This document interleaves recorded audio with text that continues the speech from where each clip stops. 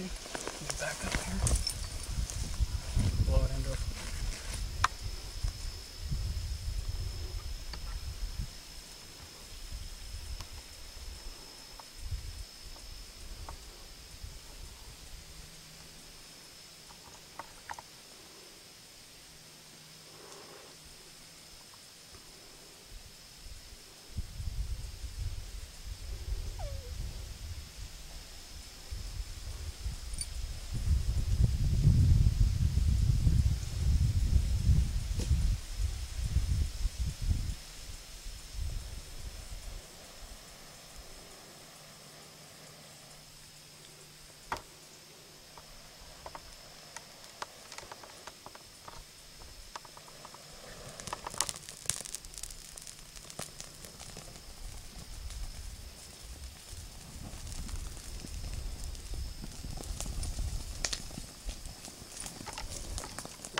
before we start a forest fire. Let me put this out.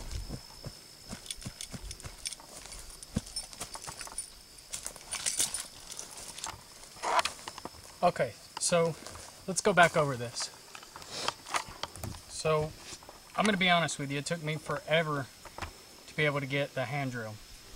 And the main thing that has helped me are mainly two things.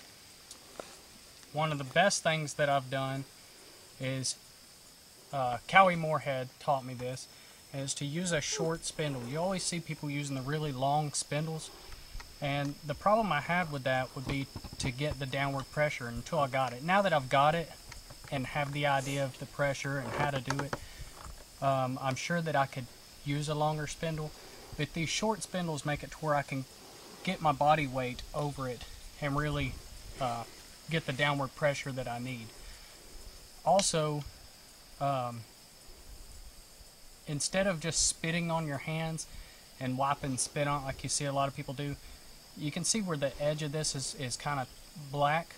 What I did is I took a pine tree that's over there and I took the sap off of it and just wiped some of the sap on it, and that gives you so much extra grip to get that downward pressure that you can really push down and get it to burn in. And you can see I've been successful quite a few times on this board here. It's almost time to get another hearth board.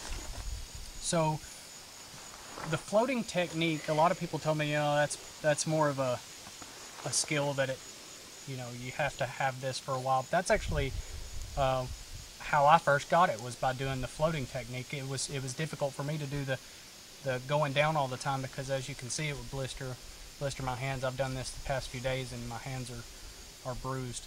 So the floating technique, when you're doing the floating technique here, and I'll do it. I'm not going to try to get another one, but I'll give you an idea of the floating technique. Just watch my hands here. So the floating technique, your hands are down like this. Your right hand's down, your left hand's up. As you go across, then you pivot them, and then you come back. And what that allows you to do is you're still getting that downward pressure because you're pressing down and doing like this, but then when you pivot, your hands are going back the opposite way. So what it allows you to do when you're going at speed, it allows you to just heat up your board.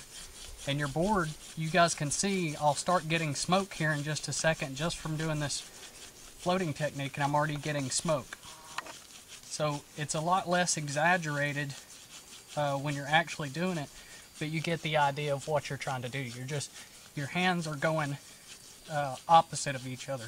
And you can see I've got smoke. It just allows it to heat up without you having to do this the entire time. Because if you do this the entire time, what I found is it really wears out your hands. So, but if you want a break, you can just go back to doing this. Or if you go down, you can work your way back up the board without losing that heat by doing the floating technique. Once you get to the top, you can rest if you want to doing this. Then when you're ready to burn one in, you can just go for it.